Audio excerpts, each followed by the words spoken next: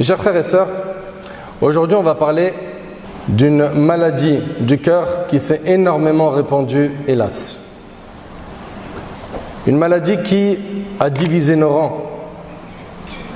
Une maladie qui détruit les liens des musulmans. Cette maladie est le mauvais soupçon. Le mauvais soupçon.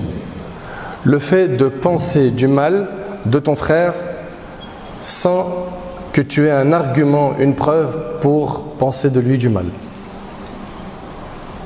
Donc, il s'agit ici du mauvais soupçon. Une opinion fondée sur des suppositions, des probabilités, mais pas des preuves concrètes. Et donc, on se retrouve comme ça à faire des calculs, et il y en a beaucoup malheureusement dans notre communauté qui font cela. Ils vont additionner des informations qu'ils ont reçues de certains de leurs frères ou de certaines de leurs sœurs, et à la fin, ils vont avoir un résultat qui est noir, sombre. Alors que ce qu'ils ont additionné, tout le calcul est faux. Pourquoi ? Parce que ce n'est pas basé sur des preuves. C'est basé sur quoi ? Sur des opinions fondées sur des suppositions. Il n'y a pas d'argument concret. Il a fait ça sûrement parce que ça. Donc ce sont des déductions personnelles. Et à la fin, on en est arrivé à détester certains de nos frères, à détester certaines de nos sœurs sans qu'elle ait fait quelque chose de concret, sans qu'il ait fait quelque chose qui mérite cela. Et ça, c'est quelque chose de très grave. Cette maladie provient du cœur. C'est donc une maladie du cœur, il va falloir la soigner.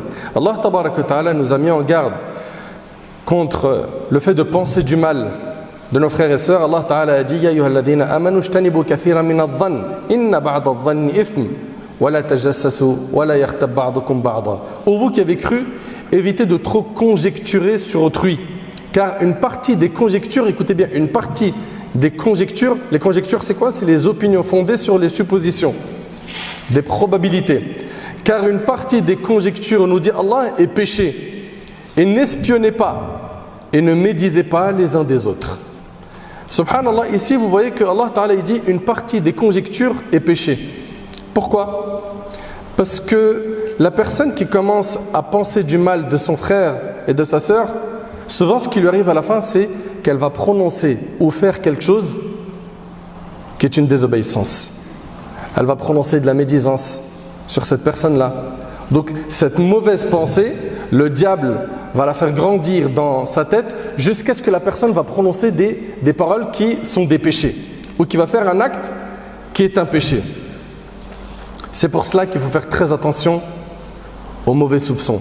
Le prophète alayhi salatu wassalam, dans le hadith rapporté par Bukhari et Muslim selon Abu Huraira, a dit: prenez garde au soupçon, car le soupçon est le plus mensonger des propos rapportés. Dans ce récit, le prophète sallam met en garde contre la suspicion, celle qui n'est basée sur aucun argument ou preuve sur laquelle on se repose pour juger. On apprend également de ce récit que ce type de soupçon est un très mauvais trait de caractère et de surcroît la pire parole qui puisse être prononcée. En effet, le soupçon sur lequel on continue de se reposer malgré l'absence de preuves devient assurément un mensonge, voire le pire d'entre eux. Faites donc attention. Aujourd'hui, on en est arrivé à un stade où on va accuser certains de boire de l'alcool ou de tomber dans la fornication. Par quoi ? Par les mauvais soupçons, sans preuve, sans qu'il y ait des preuves concrètes. Et donc on va penser du mal de mon frère. Qu'est-ce qu'il fait dehors le samedi soir avec ces jeunes ? À 1000% il boit de l'alcool, à 1000% il fume. Et donc il va penser tout de suite de lui du mal. Ça émane de cœurs qui sont malades. Tu n'as pas de preuve que la personne a commis telle et telle désobéissance, ne pense pas de lui du mal. Surtout quand c'est une personne où son zahir c'est salah, c'est-à-dire quoi ? C'est-à-dire que ce qu'il dégage en apparence, c'est la piété. Et aujourd'hui, malheureusement, il y en a beaucoup qui parlent en mal de ceux qui sont dans la religion, de ceux qui sont pieux, de ceux même qui appellent Allah. Allah Ta'ala il dit: Inna dhanna la yughni min al-haqqi shay'a, inna Allaha alimun bima yaf'alun. Et la plupart d'entre eux ne suivent que conjecture. Allah, en parlant des mouchikines, il dit: mais la conjecture ne sert à rien contre la vérité. Allah sait parfaitement ce qu'ils font. Donc ici, il faudrait retenir, Allah ibarik fikum, que le mauvais soupçon, c'est une maladie qu'il faut soigner. Et cette maladie, elle émane, je répète, d'un cœur qui est malade, d'une personne qui a une mauvaise intention. Il y a des personnes comme ça. Le kiff de sa vie, c'est de penser du mal des gens et de leur monter des dossiers sombres et de faire en sorte que les gens s'éloignent de Ahlus Salah, des gens qui sont pieux, des gens qui sont bons dans la religion, même des personnes de science. Également, parmi les causes qui font tomber dans Su'adhan, le mauvais soupçon, le fait de suivre ses passions. La personne se retrouve pilotée dans sa vie par ses passions et il se retrouve à penser du mal de ses frères jusqu'à inventer des mensonges sur eux. Parmi également ce qui amène les gens à tomber dans Su'adhan, le mauvais soupçon, le fait de tomber dans des choses qui sont douteuses. Le fait de tomber dans des choses qui sont douteuses. Et nous on sait que dans la religion, le prophète sallallahu alayhi wa sallam nous a enseigné: laisse ce qui provoque en toi le doute pour ce qui ne suscite en toi aucun doute. Oui. C'est-à-dire qu'il y a des gens, des fois, ils vont se retrouver dans des situations douteuses. Et ça va faire naître Su'adhan. C'est-à-dire qu'il s'est retrouvé dans un mauvais endroit au mauvais moment. Ok? Très mal accompagné. Et les gens, ils vont penser de lui du mal. Et là, il y a un message que j'adresse à tous mes frères et à mes sœurs: faites très attention à ne pas vous retrouver dans des endroits qui provoquent ces accusations. Parce que si vous vous retrouvez dans ces endroits, ne blâmez que votre propre personne. Si vous vous retrouvez dans ces types d'endroits et que les gens pensent de vous du mal, ne blâmez que votre propre personne. Le prophète sallam ici donne une leçon qui est très très grande dans le hadith rapporté par Bukhari et Muslim. Safiya bint Huyay, une des épouses du prophète sallam, elle a dit: le prophète sallam observait sa retraite spirituelle à la mosquée. Donc il faisait l'i'tikaf dans la mosquée. D'accord? Il s'est consacré à l'adoration dans la mosquée. Et je vins lui rendre visite la nuit. Je lui ai parlé, puis je me suis levé pour repartir. Il se leva avec moi afin de me raccompagner. En effet, elle habitait alors dans la maison de Oussama ibn Zayd. Deux hommes parmi les Ansar, c'est-à-dire les musulmans de Médine, passèrent et lorsqu'ils aperçurent le prophète sallam, ils pressèrent le pas. Ces deux compagnons ont vu le prophète sallam avec une femme, ils ont pressé le pas. Et le prophète sallam, qu'est-ce qu'il leur a dit? Il leur a dit doucement. Et il leur a dit: c'est Safiya bint Huyay. En rappelant que c'est son épouse. Il s'est justifié. Vous suivez? Il s'est justifié pour pas que les compagnons pensent du mal de lui. Et là, les compagnons ont dit: gloire et pureté à Allah. Ils se sont étonnés. Comment est-ce que le prophète sallam peut penser que nous, on peut penser de lui du mal? Et le prophète sallam a dit: Satan circule dans le corps de l'homme comme le sang et je crains qu'il ne jette dans vos cœurs un mal. Ou bien il a dit quelque chose. Subhanallah. On voit ici que le prophète sallam, il nous enseigne qu'il ne faut pas se retrouver dans une situation de doute. C'est pour ça, toi, tu exiges que tes frères et tes sœurs pensent de toi du bien, c'est entièrement ton droit, mais ne t'expose pas à une situation où on peut t'accuser.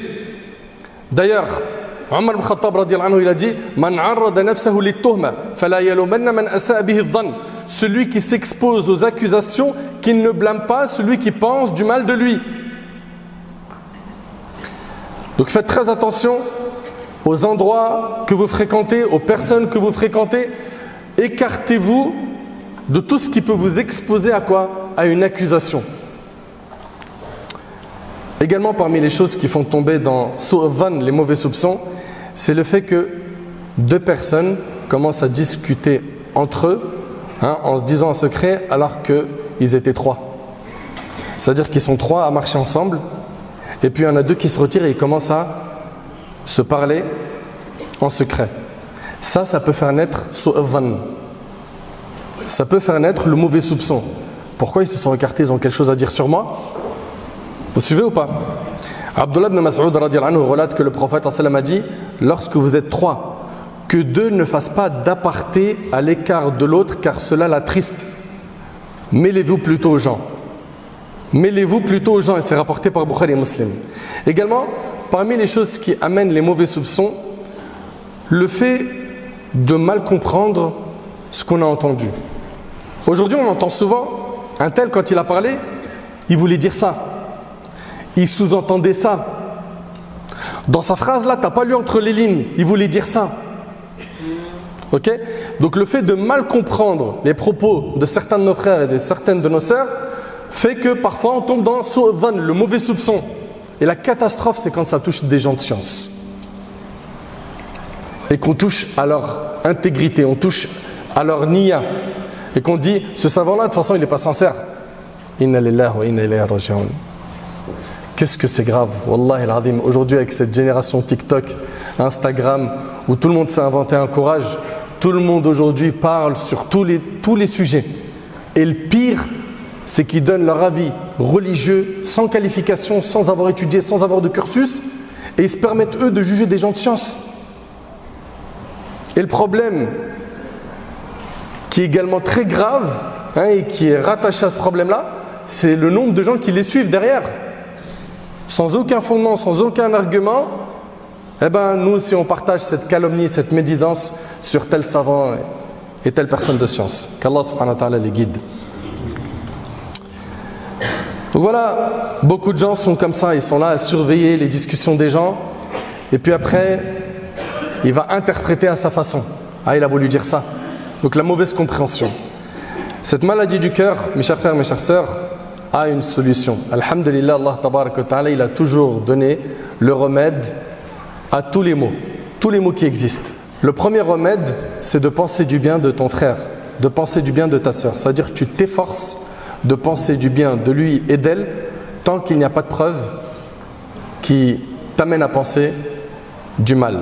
Allah Ta'ala, il nous rappelle dans l'histoire de l'Ifk, lorsque les hypocrites ont fait courir une grande rumeur que la femme du prophète Aïcha avait commis l'adultère avec le compagnon Safwan. La révélation n'est pas descendue sur le prophète pendant longtemps et il n'y avait pas de quoi innocenter Aïcha, la femme du prophète jusqu'à ce qu'Allah Tabaraka wa Ta'ala l'innocenta d'au-dessus des sept cieux en révélant des versets dans Sourate An-Nur qui innocentent notre mère Aïcha radiallahu anha. Allah Tabaraka wa Ta'ala, en parlant de cette calomnie qu'a connue Aïcha, la femme du prophète a dit Laula idh sami'tumuhu dhanna al-mu'minuna wal-mu'minatu bi anfusihim khayra wa qalu hadha ifkum mubin. Pourquoi lorsque vous l'avez entendu cette calomnie, regardez le réflexe qu'on doit avoir quand on entend quelqu'un parler en mal d'un de nos frères et d'une de nos sœurs. Pourquoi lorsque vous l'avez entendu cette calomnie, les croyants et les croyantes n'ont-ils pas en eux-mêmes conjecturé favorablement et n'ont-ils pas dit c'est une calomnie évidente? Pourquoi vous ne défendez pas l'honneur de vos frères et de vos sœurs? Pourquoi est-ce que vous suivez plus le train d'Iblis et vous copiez-collez toutes ces rumeurs et vous les partagez sur le net et par message? Tu cherches quoi au final? Des scoops? J'ai un scoop, je vais faire du buzz.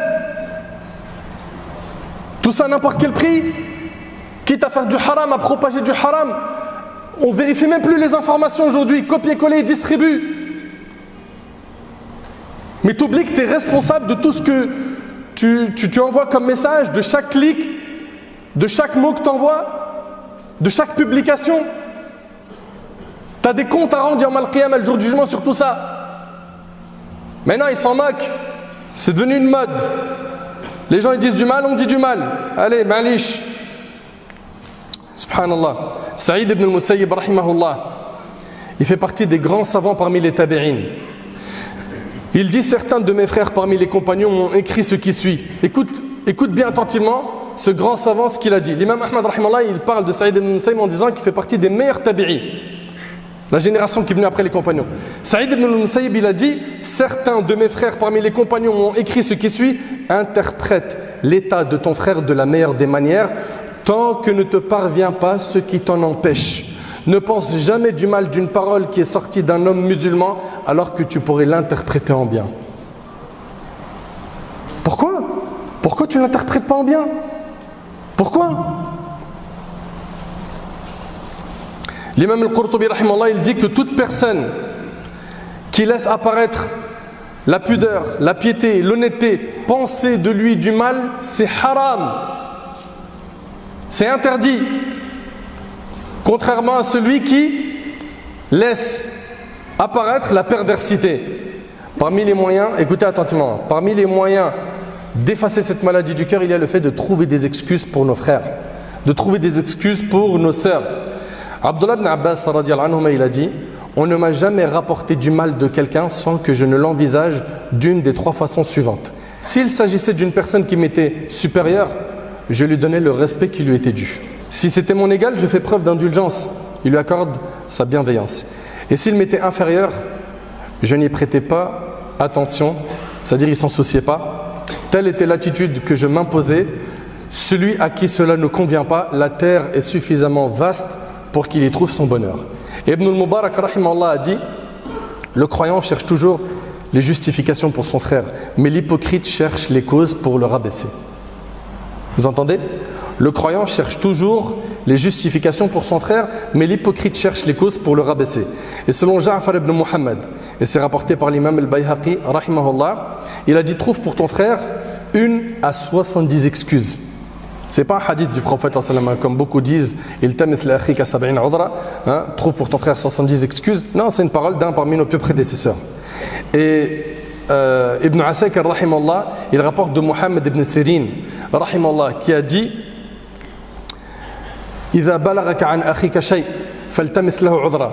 Lorsqu'il te parvient une information de ton frère, trouve-lui une excuse. فإن لم تجد له عذرا, si tu ne le trouves pas d'excuse, فقل لعل له عذرا. Si tu ne le trouves pas d'excuse, dis: il a sûrement une excuse. Mais on en est où nous par rapport à ces comportements?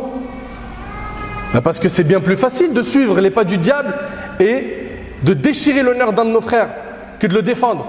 N'est-ce pas? Pense aux conséquences de ce dhann, des mauvais soupçons. Allah Ta'ala dit: وَالَّذِينَ يُؤْذُونَ الْمُؤْمِنِينَ وَالْمُؤْمِنَاتِ بِغَيْرِ مَا اكْتَسَبُوا فَقَدِ احْتَمَلُوا بُهْتَانًا وَإِثْمًا مُبِينًا. Et ceux qui offensent les croyants et les croyantes sans qu'ils l'aient mérité se chargent d'une calomnie et d'un péché évident. Et selon Abu Barz al-Aslami radiyallahu anhu, le prophète sallallahu alayhi wa sallam a dit: ô vous qui avez cru avec vos langues alors que la foi n'a pas encore pénétré votre cœur, écoutez bien, ne médisez pas des musulmans et ne cherchez pas les défauts de vos frères. Car quiconque cherche les défauts de son frère en islam, Allah cherchera les siens. Et celui dont Allah cherche ses défauts, il l'humiliera en mentionnant ses défauts, même ce qu'il a commis seul dans sa demeure. C'est-à-dire qu'en 2 mots, toi tu es un fan de chercher les erreurs des gens, sache que tôt ou tard, ça va te tomber dessus, tu vas être humilié. Tu vas être humilié, tu vas être dévoilé. Tes péchés que tu fais seront dévoilés. Donc pourquoi tu t'aventures à chercher les défauts des autres? Mais occupe-toi de toi. Occupe-toi de toi. Également parmi les moyens de s'écarter des mauvais soupçons, le fait de s'occuper de sa personne. Parmi les moyens concrets qui nous permettent d'effacer cette maladie du cœur, il y a le fait de t'occuper de ton nafs. De regarder ton nafs comme étant mauvaise et de te concentrer sur le fait de la soigner. Et pour finir, il y a le fait aussi de t'écarter de cette fréquentation de gens qui ont comme passe-temps favori de penser du mal des gens et de parler de leur mal. Écarte-toi de cette fréquentation, tu n'as rien à faire avec eux. Et malheureusement, il y en a certains qui le font au nom de la sunna. Au nom de la sunna. Et ils vont utiliser des textes et des propos, Wallahi al-azim ata'ajjab.